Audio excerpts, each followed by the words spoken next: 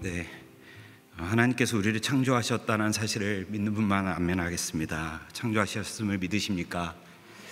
하나님께서 우리의 기도를 들으시는 것을 믿으십니까? 3월인가 학교에서 캄보디아에 필드 리서치가 있어서 한 2주 정도로 다녀왔습니다. 그 캄보디아에 가면 라따나길이라는, 처음 가봤습니다. 이 아시아권에서 마지막 남은 이 밀림으로 불리는 곳인데요. 그 푸놈펜에서 버스 타고 한 11시간 가야 합니다. 쉬지 않고. 오지였어요. 아주 오지로 갔는데요. 거기에 여전히 한국에서 파송된 선교사님들이 계셨습니다. 처음 가보는 이런 곳이 있구나 했는데, 거기서 제가 오늘 예배하면서 하나님 이런 마음을 주셨는데요. 거기에 저녁에 도착했는데 아이들끼리, 그 라따나길이의 산족의 아이들이 모여서 예배하고 있었는데 많이 들어본 찬양인 거예요. 내가 성령님이 나한테 통역의 은사를 주셨나? 이게 내가 모르는 말인데, 이 아이들이요, 그 우리 마지막에 찬양했던 그 비준비하시니, 이 찬양 막 예배하더라고요. 그래서 너무 마음에 감동이 있었어요. 그러면서 캄보디아를 위해서 기도하고, 그 정말 이렇게 산족에 있는 아이들이 하나님 앞에서 자신을 놓고 기도하는 걸 보면서 너무 마음이 뜨거워졌었습니다. 그래서 아시겠지만 이 비준비하시니는 그 오누리께 사역하는 심영재 목사님이 만드신 곡 아닙니까? 뉴욕에 계셔서 바로 연락을 드렸어요. 형님, 여기에 처음 와봤는데 여기에서 형님이 지으신 곡을 아이들이 예배하면서 하나님을 찬양합니다. 그래서 얼마나 이렇게 영상 찍어서 그 아이들을 격려하고 했던 기억이 떠올랐습니다.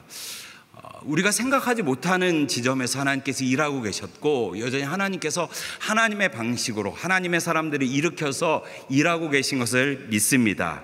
그리고 여러분들이 그 하나님의 도구가 되셨음에 감사드리고, 그런 측면에서 옆에 계신 분에게 감사합니다라고 한번 인사하면 좋겠습니다. 감사합니다. 함께 기도해 주셔서 감사합니다. 이렇게도 한번 하시면 어떨까요? 내 옆에 앉은 것을 영광으로 하십시오. 네. 왜 하나님이 여러분들을 통해서 일하실 것이기 때문에 내 옆에 앉으신 것을 영광을 아십시오. 이렇게 한번 얘기하셔도 좋을 것 같습니다. 예, 그건 안 하시네요.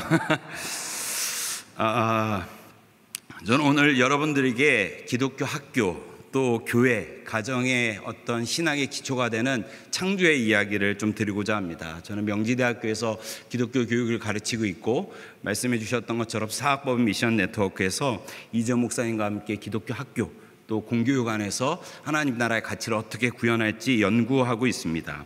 교회에서도 협동 목사로 섬기고 있습니다. 우리가 사는 세상에서 공통된 진리가 있다면 그것은 존재하는 모든 것에는 목적이 있다는 것입니다. 존재하는 모든 것에는 목적이 있다. 여러분 잘 생각해 보십시오. 여러분 한번 주위를 한번 둘러보십시오. 여기에 존재하는 것들 중에 목적 없이 존재하는 것이 단 하나라도 있는지 한번 찾아보십시오. 여러분들이 앉고 계신 의자, 여러분들의 카페트, 이런 스피커의 볼트마저도 사실 다 이유와 목적이 있습니다. 이 세상에 존재하는 것 중에 목적 없이 존재한다, 그런 것은 없습니다. 이 세상에 아무런 목적 없이 존재하는 것은 단 하나도 없습니다. 그래서 어떤 물건을 잘 사용하고자 한다면 그 물건이 만들어진 목적, 그 존재 목적을 제대로 이해하는 것이 무엇보다 중요합니다. 예를 들면 이 마이크가 있지 않습니까? 이 마이크를 잘 사용하려면 어떻게 해야 합니까? 이 마이크의 존재 목적을 알아야 합니다. 이 마이크의 목적은 목소리를 크게 하는 데 있습니다. 굉장히 이렇게 길고 회초리처럼 생겼다 해서 이 마이크를 회초리로 사용할 수는 없습니다. 성가대 지휘자의 지휘봉으로 사용할 수 없다 말입니다. 왜냐하면 마이크는 회초리를 위해서, 또 찬양대의 지휘를 위해서 만들어진 게 아니라는 것입니다. 연필이 있다라고 생각하면 연필의 목적은 글씨를 쓰는 겁니다. 그림을 그리는 겁니다. 무엇인가를 기록하는 것입니다. 구멍을 뚫거나 무엇을 자르거나 수술을 하는 데 사용하는 것이 아닙니다. 어떤 물건을 제대로 사용하고자 한다면 우리는 그 물건의 존재 목적을 제대로 이해하는 것이 중요합니다. 그리고 우리는 그 물건이 목적에 따라 사용될 때 가치 있다, 잘 사용됐다 이야기합니다. 2010년도에 아이패드라는 게 만들어졌습니다. 2010년도에 미국에서 아이패드가 만들어졌습니다. 저도 이제 애플을 좋아해서 그런 이제 로망이 있었어요. 한국에 들어오기 전에 애플의 디바이스를 먼저 산다. 이렇게 그런 마음이 있어서 2010년 4월인가 미국에서 아이패드가 나오고, 미국에 있는 분 이제 지인을 통해서 아이패드 하나만 사서 보내달라 이야기했습니다. 그때 제가 영락교회에서 사역하고 있을 텐데, 제가 아이패드를 받고 나서 제가 한 것이 있습니다. 뭔지 아십니까? 지하철을 타고 다니기 시작했습니다. 여러분 왠지 아십니까? 아이패드를 자랑하고 싶었거든요.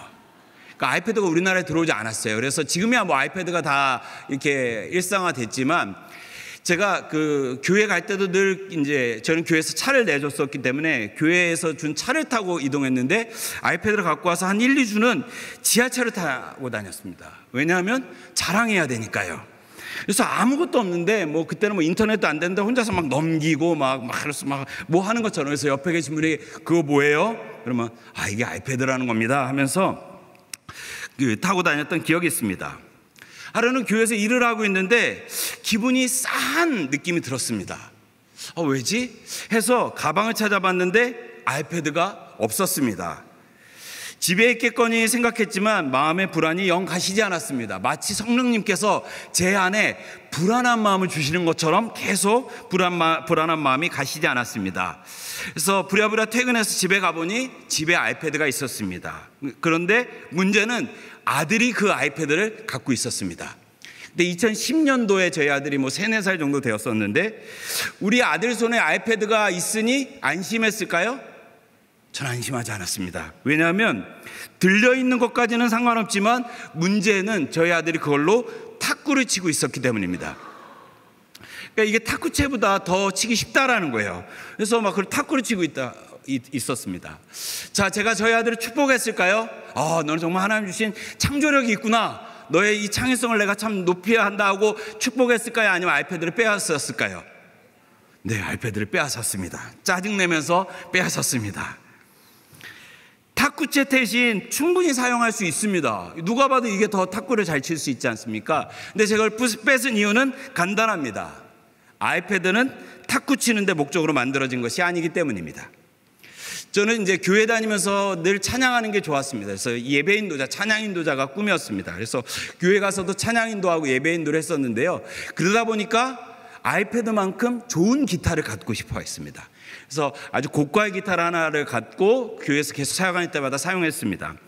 금요일날 예배 때 사용하기 위해서 기타를 늘 들고 갔었습니다. 그러니까 교회다 두면 이게 습도 조절이 안 돼서 집에다 두고 했었는데, 하루는 금요일날 교회를 가는데 기타를 안 갖고 온 것을 생각났습니다. 그래서 올라가서 다시 갖고 갈까 하다가 그냥 저녁 때 갖고 와야지 하면서 그냥 교회로 출근을 했습니다.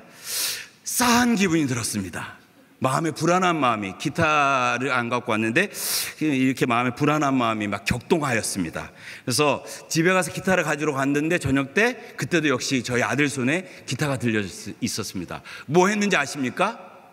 야구하고 있었습니다. 작은 걸로, 작은 공으로. 저는 바로 기타를 이제 뺏었죠. 나쁜 아빠여서 그런 게 아닙니다. 이 물건은 야구를 위해서 만들어진 것이 아니기 때문입니다. 공을 잘 칠 수 있다고 해서 아이패드로 탁구를 칠 수 있는 것은 아닙니다. 기타로 야구 배트를 대신할 수는 없는 것입니다. 그렇게 만들어진 물건이 아니기 때문입니다. 다시 말씀드리지만 모든 물건에는 존재 목적이 있습니다. 존재 목적을 갖고 있지 않은 그런 것은 아무것도 없습니다. 중요한 것은 존재의 가치는 그 목적에 따라 올바르게 사용할 때 드러난다는 것입니다. 그래서 이 존재의 가치를 드러내는 이 존재의 목적은 우리가 늘 알려고 노력해야 됩니다. 그렇다면 이 물건들의 존재의 목적은 어떻게 알 수 있을까요? 설명서를 볼 수도 있겠고 요즘 유튜브를 찾아볼 수도 있겠습니다. 챗GPT 같은 생성형 AI에게 물어보기도 합니다. 확실한 것은 이 물건의 존재 목적을 확실히 아는 방법은 무엇입니까? 만든 사람에게 물어보는 것이 가장 확실합니다. 유튜브에서 이 물건을 설명하는 사람들은 내가 사용해 보니 이렇다더라 설명할 수 있지만 이 물건 만든 사람은 단정적으로 설명할 수 있는 것입니다. 이 물건은 이런 것입니다. 이 물건의 목적을 가장 잘 설명할 수 있는 사람은 그 존재를 만든 사람입니다. 이 장황한 이야기를 왜 하냐? 이 질문을 던지기 위함입니다. 그렇다면 여러분, 한번 질문을 던져보겠습니다. 모든 존재에는 존재 목적을 갖고 있는데요, 그 존재 목적은 스스로 만드는 것입니까? 외부로부터 주어지는 것입니까? 여러분 생각 어떻습니까? 모든 존재가 갖고 있는 존재 목적은 스스로 만들어내는 것입니까? 외부로부터 주어지는 것입니까? 외부로부터 주어지는 것입니다. 존재 목적을 스스로 만들 수 있는 존재는 아무도 없습니다. 외부에서 주어집니다. 그 외부가 무엇입니까? 이 물건을 만든 사람입니다. 여기에 있는 그 누구도 이 마이크가 스스로 나는 목소리를 크게 하기 위해서 만들어졌다라고 생각하지 않습니다. 그 어떤 사람도 이 아이패드가 컴퓨터를 대신하기 위해 스스로 만들어졌다 얘기하지 않습니다. 하다못해 여기 있는 컵이 하나 있습니다. 이 컵조차도 스스로 존재 목적을 갖고 만들어졌다 이야기하는 사람은 단 한 명도 없습니다. 누군가 이 마이크가, 아이패드가, 이 유리컵이 스스로의 존재 목적을 설정하고 만들어졌다 이야기하면 이상하게 여길 것입니다. 이렇듯 모든 존재가 갖고 있는 존재 목적은 스스로 만드는 것이 아닙니다. 외부로부터 주어지는 겁니다. 모든 존재에 적용되는 원리입니다. 그 어떤 것도 스스로의 존재 목적을 규정할 수 없습니다. 왜냐하면 스스로 존재할 수 없기 때문입니다.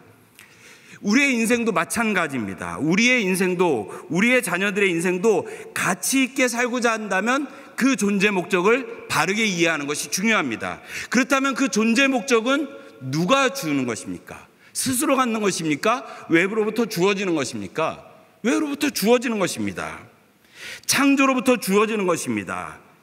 온 우주에 스스로 계신 하나님을 제외하고는, 창세기 3장에 하나님은 나는 스스로 있는 자다 라고 말씀하신 하나님을 제외하고는 스스로 존재할 수 없기 때문에 이 존재 목적은 외부로부터 주어집니다. 그래서 저는 기독교 학교이든 가정이든 교회이든 기독교 이렇게 교회 학교이든 가장 중요한 믿음의 고백이 여기서부터 시작된다고 생각합니다. 한번 따라해 보시겠습니까? 나에게는 창조자가 있다. 다시요. 하나님께서 나를 창조하셨다. 여기서 무너지면 허사입니다. 여기에서 무너지면 다 저는 허사가 된다고 생각합니다. 다시 강조하지만 저는 이제 교육을 하고 또 학교를 얘기하고 하지만 가장 중요한 핵심 원리가 무엇입니까? 라고 했을 때 하나님께서 나를 창조하셨다라는 이 믿음 위에서 학교를 세우고 교회를 세우고 가정을 세우는 것이 중요하다고 생각합니다. 우리 자녀들에게 가장 먼저 가르쳐야 할 것이 있다면 저는 창조라고 믿습니다. 그것에서 무너지면 허사입니다. 그러나 세상은 우리에게 다른 이야기를 합니다. 자아 실현을 이야기합니다. 네 인생의 주인은 너라고 얘기합니다. 네가 네 인생의 주인이야 라고 얘기합니다. 네 인생의 목적, 네 인생의 방향, 네가 살고 싶은 것을 스스로 결정하라고 이야기합니다. 삶의 주체성을 가지고 자신의 인생을 결정하는 이야기가 얼핏 들으면 매우 그럴싸하고 또 멋진 이야기 같습니다. 하지만 냉정히 생각하면요, 스스로의 존재 목적을 규정할 수 있는 것은 아무것도 없습니다. 그 말에는 거짓이 있는 것입니다. 근데 최근에는 이제는 더 나아가서 꿈뿐만 아니라 너의 정체성을 결정하라고 얘기합니다. 권사님께서 기도해 주셨죠. 이 시대에 어떤 교육을 우리 아이들이 받고 있는지 하면서 그 기도가 참 마음에 울렸는데요, 자신의 성별과 정체성을 이제 스스로 결정하라고 얘기합니다. 제가 8월에 독일에 학회랑 연수가 있어서 독일에 한 2주 정도 머물면서 연수를 했습니다. 근데 가기 전에 한 기독교인 선생님 한 분, 현지에서 가르치시는 분이 독일의 이야기를 하시면서 우리 학교에는요, 성별이, 아이들의 정체성이 10가지가 넘습니다라고 얘기했어요. 근데 제가 뉴스에서 많이 봤거든요. 그래서 그게 나는 무슨 말인가 했는데, 교수님 오실 때 이런 건 좀 잘 이해하셔야 됩니다 하면서 저희 반에는요, 스스로를 고양이 정체성을 가진 아이가 있습니다. 그래서 고양이 정체성이 뭔지 모르겠는데, 그래서 그 아이와 대화하려면 야옹 해야 된답니다. 그래야지 그 아이가 야옹 하고 대답한다는 겁니다. 그래서 저는 잘 이해가 되지 않았어요. 그리고 제가 또 그 학회가 기독교 학회가 아니라 일반 학회여서 갔는데, 하루는 제가 한 레스토랑에 갔다 식사를 하는데 거기에 화장실의 표지편을 보면서 아, 그 말이 사실이구나를 알게 됐습니다. 제가 PP를 하나 준비했는데요. 이게 그 화장실 주인의 정체성이었습니다. 이게 저는 이해가 되지 않았어요. 일단 남성과 여성과 젠더리스라고 불리우는 제3의 성이 있는 것이 저 가운데 장애. 근데 그 아래쪽이 저는 이해가 안 되는 거예요. 옷걸이의 정체성이 뭘까? 열쇠의 정체성이라는 것이 무엇일까? 그래서 같이 있었던 그 분에게 물어보니까 여기에 부부 중에 한 명은 자기를 열쇠라 생각하고 한 명은 자신을 옷걸이라 생각한다고 그러더라고요. 그 말이 저는 무슨 말인지는 잘 이해할 수 없었습니다. 중요한 것은 서구 유럽의 사람들은 이제 너의 정체성과 너의 인생을 스스로 결정하라고 이야기합니다.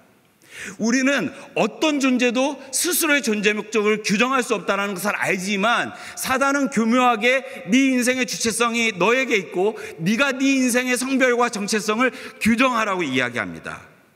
하나님의 창조를 정면으로 부정하는 시대가 도래했다는 것입니다. 한국은 다를까요? 한국도 그렇습니다. 이미 학교에서 하나님의 창조를 부정하는 교육들이 일어나고 있죠. 소셜 젠더들이 이미 학교에서 가르쳐지고 있습니다. 사실 그 다음 사진을 좀 보여주시면 이미 학교의 교과서들은 이건 이제 그 내용들은 뭐 보지 않으셔도 되지만 어떻게 하면 소셜 젠더를 학교 교육에서 할 수 있을지에 대한 보고서입니다. 그러니까 학교에서 남성과 여성이 아닌 소셜 젠더를 가르쳐야 한다라는 보고서입니다. 다음 장이요. 이 보고서에 의거해서 다음 장을 보시면 이미 2025년 올해입니다.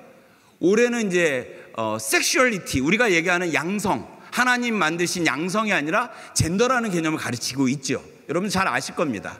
젠더라는 개념을 가르치고 있습니다. 기독교 학교에서도 하나님이 만드신 창조와 하나님 남성과 여성을 가르칠 수가 없지요. 다음 장을 보면 그래서 여러 학자들이 막 찾아냈죠. 어떤 교과서에 뭐가 있고 어떤 내용들이 있어서 창조를 교묘하게 부정하고 있는지. 이게 먼 나라 이야기가 아니라는 것입니다. 하나님의 창조를 정면으로 부정하는 시대가 도래했습니다. 자신의 존재를 스스로 결정하는 것이 시대 정신인 것처럼 가르치는 시대가 되었다는 것입니다.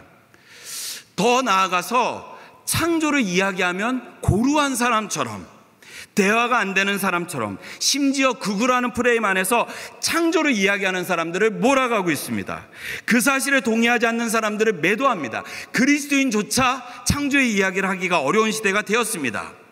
학회를 갔을 때 창조의 이야기를 하면 저 사람은 참 고루한 사람이야, 참 꼴통이야, 이런 인식을 갖는 그런 시대가 되어가고 있습니다. 그런 시대에 우리가 다시 한번 명확하게 정리할 것이 있습니다. 존재 목적은 스스로 규정할 수 있는 것이 아니라는 것입니다. 우리가 잘 아는 위대한 철학가들의 고민이 여기에 있었습니다. 성경까지 가지 않더라도 철학가들의 고민이 이거였습니다. 아리스토텔레스, 위대한 철학가는 자신의 철학적 사유를 통해서 결국은 first cause, 제일 원인이 되는 그 존재가 있다 하면서 하나님, 절대 존재에 대한 인식을 하죠. 뭐 토마스 아퀴나스나 가장 존재론적 증명으로 유명한 나는 생각한다, 그러므로 존재한다라고 얘기했던 데카르트조차 내가 갖고 있는 사유의 불안정성을 얘기하면서 결국은 절대 진리, 절대 존재가 필연적으로 존재한다고 이야기합니다. 어떤 철학가들도 스스로 있는 존재를 증명하지 못했습니다. 왜냐하면 존재의 목적은 창조로부터 주어지기 때문입니다. 그것은 누구도 부정할 수 없습니다. 스스로 자신의 삶을 결정할 수 있다. 내 인생을 내가 결정할 수 있다. 내 성별과 내 정체성을 결정할 수 있다. 이것은 굉장히 그럴싸한 얘기지만 사단의 속임입니다. 그렇기 때문에 저는 이 고백이 우리 가운데 기초적으로 있어야 된다고 생각하는 것입니다. 나에게는 창조자가 있다. 하나님께서 나를 창조하셨다. 한번 다시요. 하나님께서 나를 창조하셨다. 우리 옆에 계신 분에게 하나님께서 당신을 창조하셨습니다. 이렇게 얘기해 주시겠어요? 여러분, 이 사실을 믿으시면 좋겠습니다. 여기에서 물러서면 허사입니다. 교회를 봉사하고 교회도 열심히 다니고 아이도 열심히 기도하지만 하나님께서 나를 창조하셨다는 것에서 흔들리는 분들이 제법 많습니다. 하나님께서 날 만드셨다라는 사실을 인지하지 못하는 사람들, 부정하는 사람들이 생각보다 많습니다. 그런 시대에 우리는 사회조차도 하나님의 창조를 부정하는 시대가 되어가고 있는 것을 봅니다. 시대의 사조가 인권이라는 거대한 흐름 속에서 창조의 믿음을 폄훼하고 조롱하고 위협하고 있습니다. 우리의 자녀들이 학교에서 하나님의 창조 질서를 정면으로 부정하는 교육들을 받고 있다는 말입니다. 자유주의 신학자들은 창조의 불안정성을 이야기하기 시작합니다. 교회를 공격합니다. 그런 부정하는 이 시대를 앞에 두고 저는 여러분들에게 창세기와 골로새 교회의 이야기를 잠시 들려드리고자 하는 것입니다.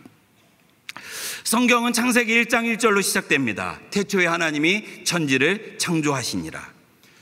사랑하는 여러분, 창세기 1장 1절은 단호한 선언으로 시작된다는 것을 잊지 마십시오. 창세기 1장 1절은 선언으로 시작합니다. 성경은 선언으로 시작합니다. 하나님께서 천지를 창조하셨다라는 선언으로부터 시작됩니다. 여러분, 창세기는요, 세상의 기원을 설명하기 위한 설명문이 아닙니다. 창조에 관한 고고학적 증명을 증명하기 위한 어떤 기록물이 아니라는 것입니다. 이 창세기는 역사의 주인이 누구인지를 보여주는 책입니다.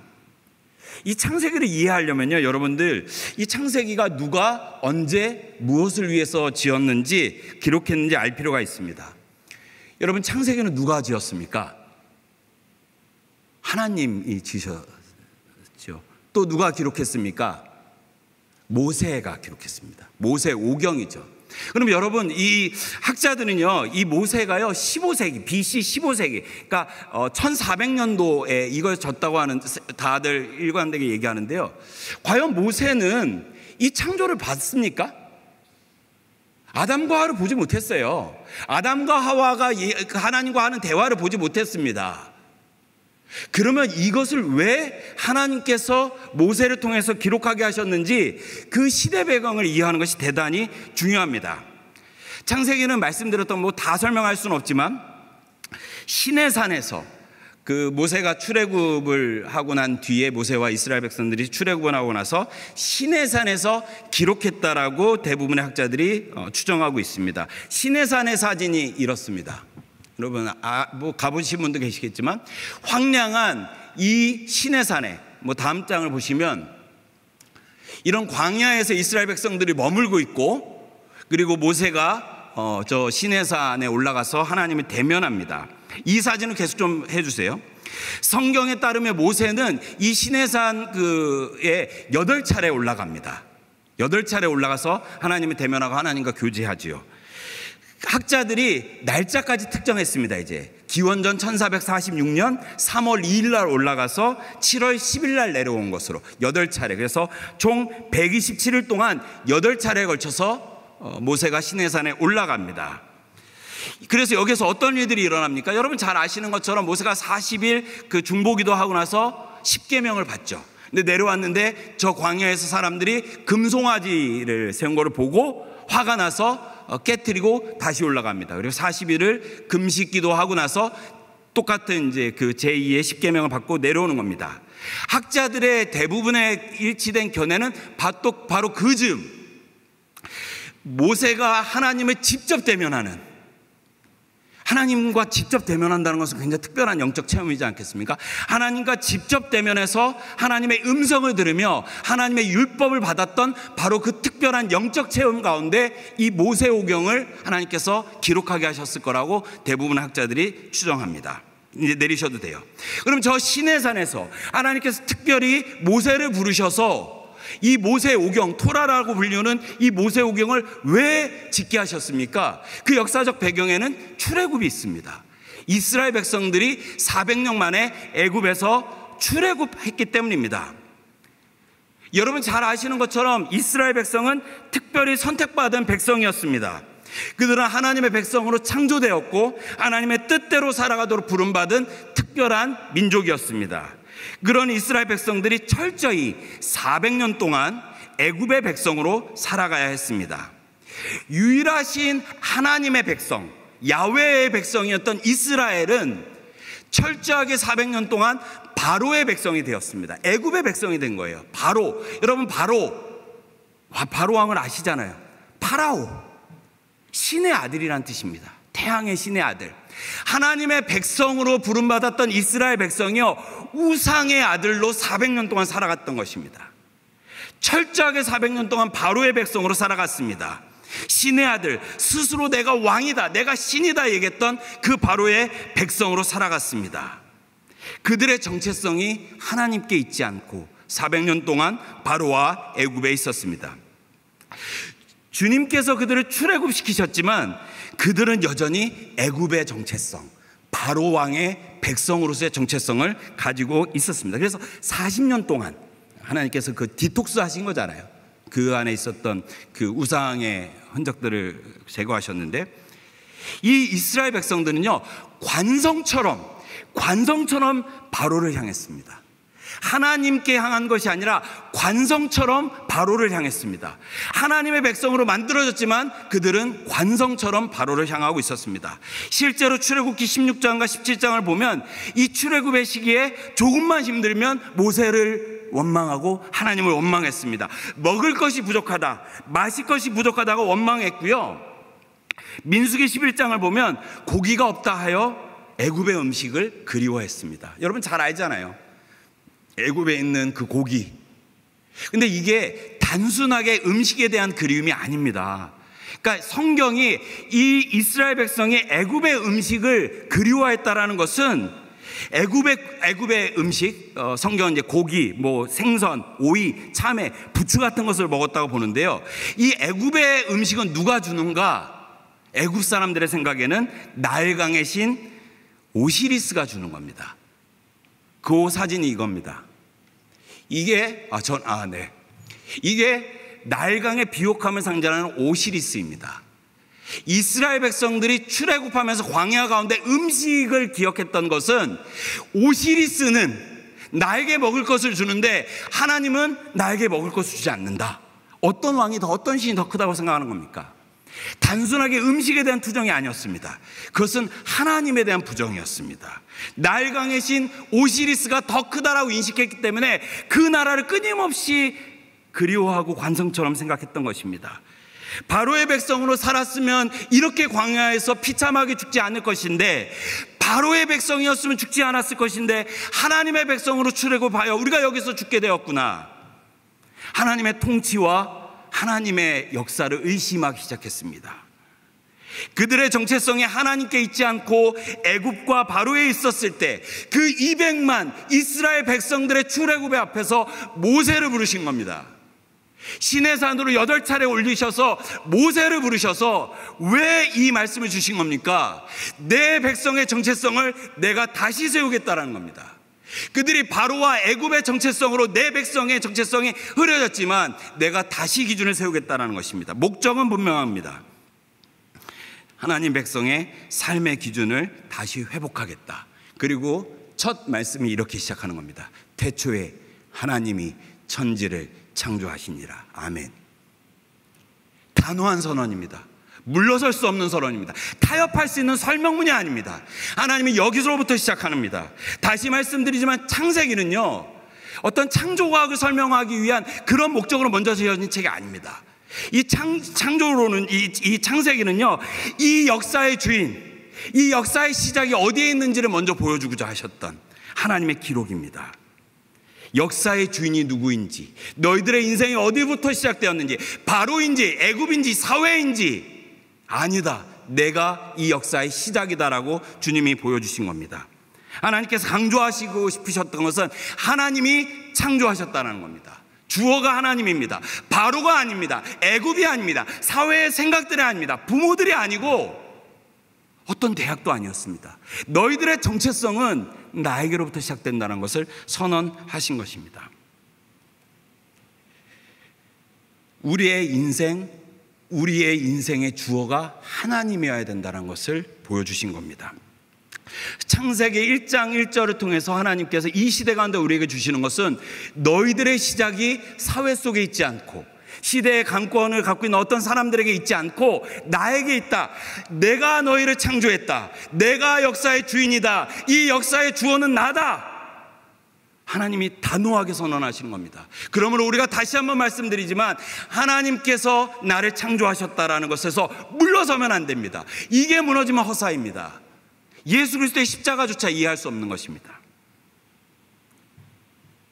골로새 교회 이야기도 여러분들 같이 좀 생각하시면 좋겠습니다. 골로새 교회 이야기도 굉장히 흥미롭고 이 창세기와 맥락이 비슷한 게 있습니다. 저는 역사학자나 이런 성서학자는 아니지만 제가 배웠던 바에 의하면 골로새서의 저자는 여러분 누구죠? 사도 바울입니다. 사도 바울, 옥중서신이라 불리죠. 재밌는 것은요, 골로새 교회는요 사도 바울이 지은 교회가 아닙니다. 개척한 교회가 아니에요. 사도 바울이 여러 교회들을 개척했죠. 사도 바울이 3차에 걸쳐서 사도행전적 이 전도여행을 거쳐서 1차, 2차, 3차에 걸쳐서 교회들을 개척합니다. 예를 들면 1차 전도여행 때 갈라디아 교회, 2차 전도여행 때 빌립보, 데살로니가, 고린도, 아덴, 아테네 이런 데서 교회를 개척하고 말씀을 전하죠. 3차 전도여행 때 에베소 지역을 있습니다. 그래서 거기에서 가르쳤던 데가 여러분들이 잘 아는 두란노 서원입니다. 3차의 전도여행 중 두란노 서원, 에베소에서 2년 한 3개월, 4개월 정도를 머물면서 예수 그리스도에 대해서, 복음에 대해서 가르치고 있었어요. 근데 그 이야기를 들었던 이 사도 바울의 소식을 들었던 골로새 지역에 에바브라라는 사람이 이 에베소로 찾아와요. 거리로 하면 160km 정도 됩니다. 여기에서 딱 찍으면 대전 정도 되는 겁니다. 굉장히 멀리에서 올라와요. 이거를 내가 배우겠다. 그래서 에바브라가 이 사도 바울과 함께 사도 바울의 말씀, 그 두란노 서원에서 열심히 복음을 배웁니다. 그리고 다시 160km를 돌아가서 교회를 세운 게 골로새 교회입니다. 사도 바울이 세운 교회가 아닙니다. 그러다 보니까 예수 그리스도의 복음의 증인된 에바브라가 교회를 세웠지만 골로새 교회가 사도 바울이 세운 교회들에 비해서 영적 기초가 약했습니다. 직접 세운 교회가 아니었기 때문입니다. 교회는 이단의 위협에 흔들리고 있었습니다. 어떤 위협이었냐면 골로새 교회를 향한 이단들의 공격은 딱 한 가지로 정리할 수 있습니다. 예수로 충분하지 않다는 겁니다. 골로새 교회를 향한 다양한 공격들이 있었습니다. 근데 한마디로 얘기하자면 예수 그리스도로 충분하지 않다라는 겁니다. 골로새 교회를 향한. 그래서 골로새 교회를 향한 이런 것들, 그래서 유대인들은요, 그 골로새 지역에 있었던 유대인들은 예수가 아니야, 예수님이 중요하지만 할례를 지키고 음식의 규정과 절기를 지키는 우리들의 인간의 역사적 전통이 중요하다라고 교회를 계속 공격했습니다. 그리스 철학의 영향을 받았던 사람들은 영지주의자들의 도움을 받아서 인간의 몸은 완벽할 수 없기 때문에 예수님은 완벽하지 않아, 그러므로 완벽한 존재인 천사의 도움을 받아야 돼. 그래서 영지주의자들이 있었습니다. 천사를 숭배해야 된다고 이야기합니다. 중요한 것은 골로새 교회를 향한 이 시대의 공격은 예수로 충분하지 않다라는 것이었습니다. 복음에 기초한 골로새 교회였지만, 그렇게 160km 넘어서 가서 열심히 배워서 교회였지만 주님의 교회는 뿌리채 흔들리고 있었습니다. 뿌리채 흔들리고 있었습니다. 사도 바울은 그런 골로새 교회의 이야기를 듣습니다. 옥중에 있을 때 듣습니다. 감옥에 있을 때 골로새 교회의 이야기를 듣습니다. 그래서 그 교회를 위해서 편지를 쓴 게 골로새 교회입니다. 목적은 무엇이겠습니까? 예수가 정답이다는 겁니다. 예수면 충분하다는 것입니다. 예수가 충분하지 않다라고 얘기하는 그 시대의 사조에 맞서서 이 골로새 교회를 향해서는요, 예수님이면 충분하다라는 겁니다. 에베소서는요, 교회론입니다. 에베소서는 교회론이라면 이 골로새서의 또 다른 이름은 그래서 기독론입니다. 예수님에 대해서 창세기부터 요한계시록까지 가장 예수님에 대해서 가장 정확하게 설명한 책이 무엇이냐 하면 골로새서입니다. 모든 학자들이 골로새서를 기독론, 예수님에 대한 책이라고 이야기합니다. 어쨌든 가장 완벽하게 예수님을 설명하면서 사도 바울은 창조의 이야기를 하고 있습니다. 예수 그리스도를 창조 가운데 설명하고 있는 것입니다. 창조로부터 꺼내고 있는 것입니다. 그 말씀을 한 번만 다시 띄워주시겠습니까? 골로새서 1장 16절입니다. 같이 한번 읽겠습니다. 시작.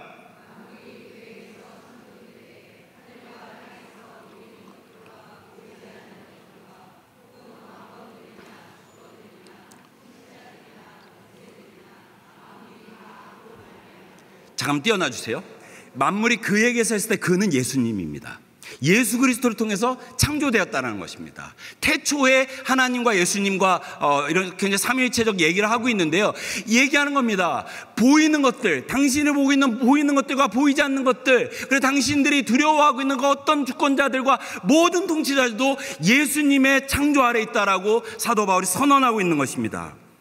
사도 바울은 복음을 따라 살아가기 때문에 이게 핍박받고 조롱받고 있었던 골로새 교회 교인들, 골로새 교회와 골로새 교회에 있었던 성도들을 격려하면서 이렇게 말씀하는 겁니다. 세상을 얻으려면, 세상 속에서 교회가 성공하려면 세상의 기준과 타협해야 돼. 언제까지 예수님만 얘기할 거야? 언제까지 예수님만 얘기할 거야? 언제까지 그렇게 타협하지 않고 고루하게 얘기할 것이야? 이 타협론자를 향해서 사도 바울은요, 아니야, 예수 그리스도를 위하여 모든 것들이 창조되었다고 선언하는 것입니다. 방황하고 흔들리고 뿌리채 흔들리고 있었던 이 골로새 교회를 향해서, 그 안에 그리스도인들을 향해서 강하게 권면하는 것입니다. 주님의 몸된 교회여, 낙심하지 마십시오. 여러분, 안심하지 마십시오. 천사 숭배, 유대인의 절기, 장로의 전통, 오늘날 얘기하자면 어떤 세상의 인권, 교회를 이렇게 조롱하는 어떤 시대적 사조, 그것들 앞대우는 사람들이 있더라도 낙심치 마십시오. 그분은 우리의 눈에 보이는 것뿐만 아니라 우리가 눈에 볼 수 없는 저 우주의 끝, 심연의 바닥 깊숙한 곳까지도 창조하신 분입니다. 그리고 기준을 세우시오. 만물이 그를 위하여 창조된 것입니다. 주권자들이나 통치자들이나 권세들이나 만물까지도 그로 말미암았고 그를 위하여 창조되었다. 주님께서, 예수님께서, 또 성령님께서 바울을 통해 골로새 교회를 말씀을 주시는 것은 창조의 믿음은 우리 인생의 이유, 목적을 보여주고 있기 때문입니다. 그를 위하여 창조되었다. 인생의 이유를 여기서 찾으라는 겁니다. 고린도 교회를 이렇게 얘기했죠. 십자가의 도가 멸망하는 자들에게 미련한 것이지만 구원을 받는 우리에게는 하나님의 능력이다. 이 믿음에서 물러서지 말라는 겁니다. 창세기가 역사의 주어를 설명하고 있다면 골로새서는 역사의 목적을 이야기하고 있는 것입니다.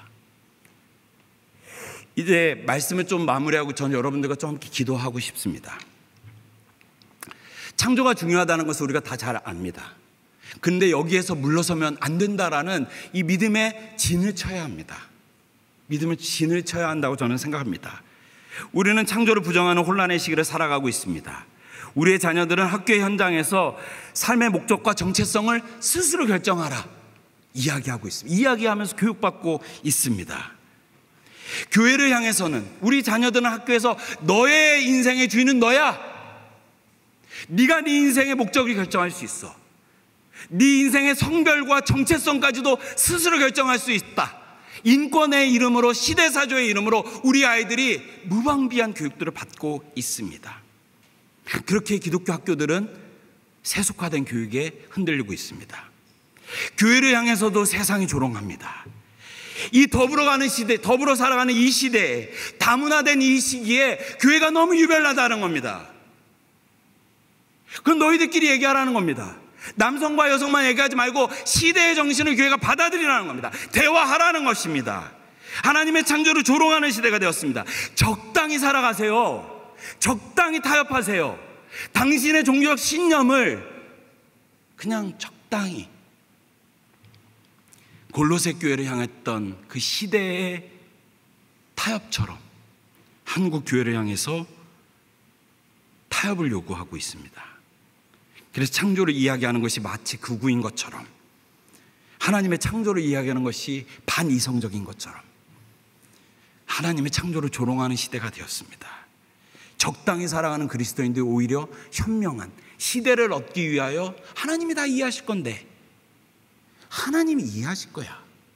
이렇게 해도 우리가 우리는 동성애자들과 이런 것들을 배타하는 것이 아닙니다. 하나님의 창조를 지키자는 것입니다. 그러나 주님께서 창세기의 창조의 이야기를 통해서 다시 한번 얘기하는 것입니다. 선언하시는 겁니다. 타협하지 않으시겠다라는 겁니다. 선언하셨습니다. 설명하지 않으셨습니다. 주장하지 않으셨습니다. 태초에 하나님이 천지를 창조하셨다. 골로새 교회를 향해 사도 바울은 흔들리는 교회를 향해서 예수 그리스도가 창조이시고 그분이 창조의 목적이라는 것을 이야기합니다. 어떻게 할 수 있을까? 그렇다면 어떻게 할 수 있을까? 사학번 미션 네트워크는 끊임없이 교육 정책과 교육 과정과 여러 가지들을 연구합니다. 이 시대 속에서 어렵기 때문에 어떻게 하면 기독교 학교에서라도 건강한 세계관, 건강한 기독교적 세계관으로 가르칠지 연구하고 계속 정부와 만나서, 국회와 만나서 논의하고 있습니다. 많은 것들을 저희들이 했죠. 그래서 그 교과서에 있었던 많은 이 왜곡된 성담론들을 많이 뺐습니다. 이재호 목사님을 중심으로 굉장히 많이 뺐습니다. 드러나지 않게 조용하게 했지만 정말 많이 뺐지만 여전히 계속된 공격들이 있습니다. 그래서 이제 사학번 미션 네트워크는 교과서를 만들기로 했습니다. 그렇다면 우리 아이들에게 시대의 사조가 잘못됐다라는 것을 우리가 계속 비판하는 것을 넘어서서 우리가 그럼 우리 아이들에게 가르칠 만한 것을 하자. 근데 대단히 어려운 것은 예수님이 드러나지 않지만 예수님의 교과서, 이 국가교과서, 국정교과서이기 때문에 어떻게 하면 예수님은 드러나지 않지만 예수님을 가르칠 수 있을까? 창조의 질서의 이 원리 안에서 우리가 가르칠 수 있을까? 굉장히 오랫동안 연구하고 기도하고 작년에 온누리교회가 첫 헌금을 해주셔서 그 교과서 개발이 시작되고 있습니다. 그 영상을 보고 이제 함께 좀 기도하고 하면 좋겠습니다. 영상을 하나 보고 마무리하겠습니다. 네, 소리가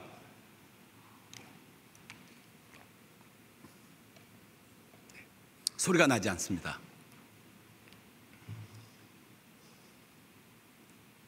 정말 자연스러웠던 것 같아요. 그런데 지금은 가르치는 게 쉽지 않게 됐고, 신앙을 지키기 위해 기독교 학교에 박혔지만 네. 처음부터 다시 볼까요? 네, 제 목소리보다 좋으신 목사님이셔서 처음부터 다시 한번 보여주시겠습니까? 다 같이.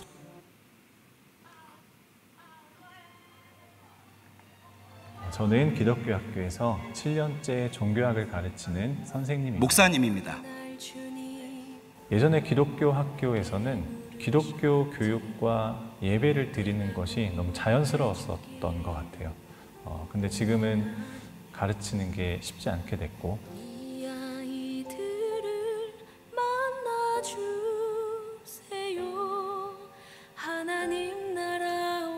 다 같이 전교생이 예배를 드린다라는 얘기를 듣고 되게 기대가 많이 됐던 것 같은데 막상 입학해 보니까 그런 기회는 잘 없던 것 같아서 아쉬웠어요. 윤리 시간에 불교를 깊게 배우거든요. 근데 기독교는 그만큼 깊게 못 배우는 게 아쉽고, 기독교 학교인데 기독교를 배우는 게 뭐가 문제지? 하는 생각도 들고.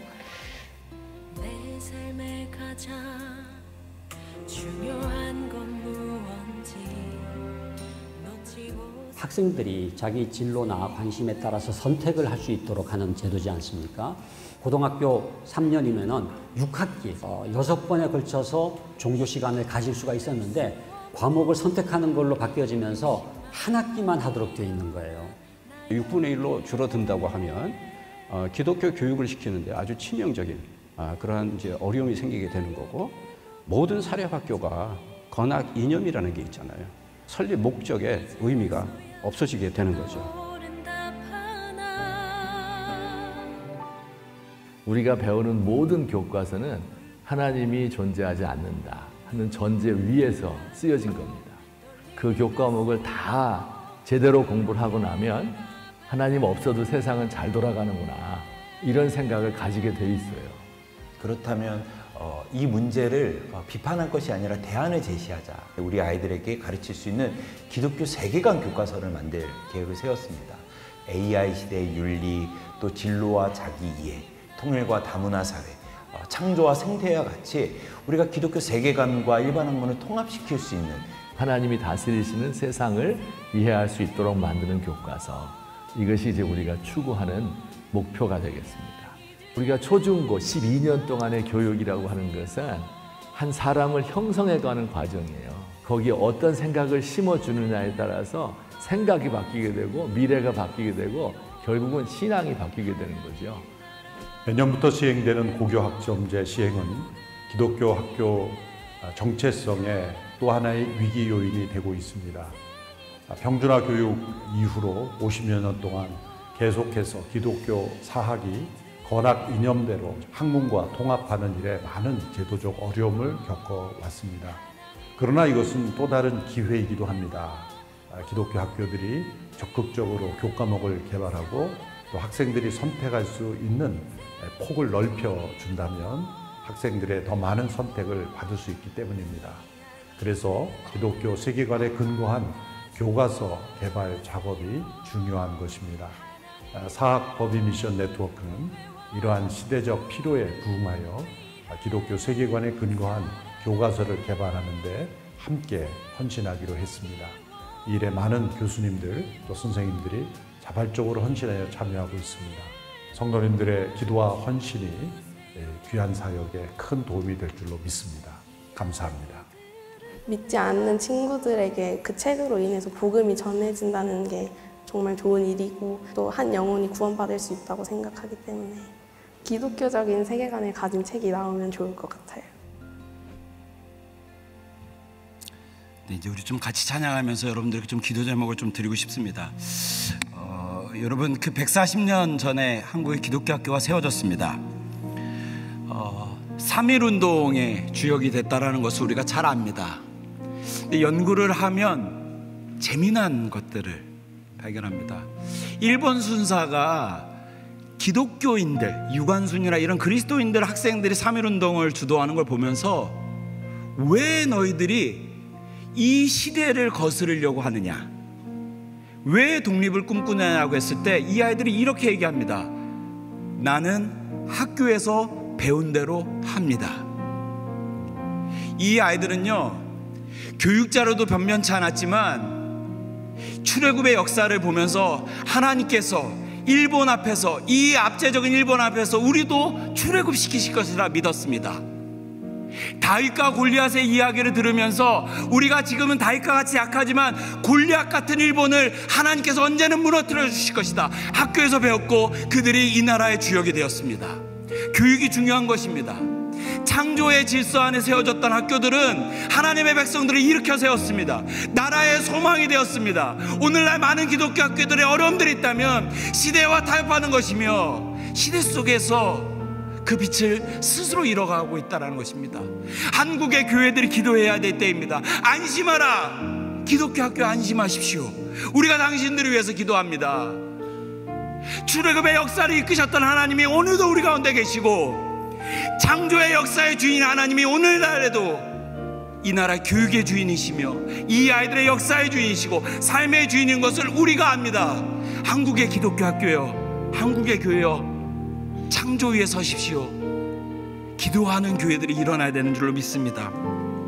그랬을 때 그 학교에서 이 아이들이 하나님의 창조 질서를, 하나님이 나를 만드셨다라는 소망 없이 살아가고 있는 아이들, 내 존재 목적이 무엇인지 알 수 없어서 북한에서조차 아이들이 성적 때문에 자살을 하지 않지만 이 나라 이 민족에서 수많은 아이들이 자신의 인생의 목적을 알지 못해서 뛰어내리는 이 비극의 교육 앞에서 하나님이 너희를 창조하셨다, 너희들이 무가치한 것이 아니다, 너희들의 인생의 목적이 하나님께 있다는 것을 이제 한국교회가 가르쳐야 합니다.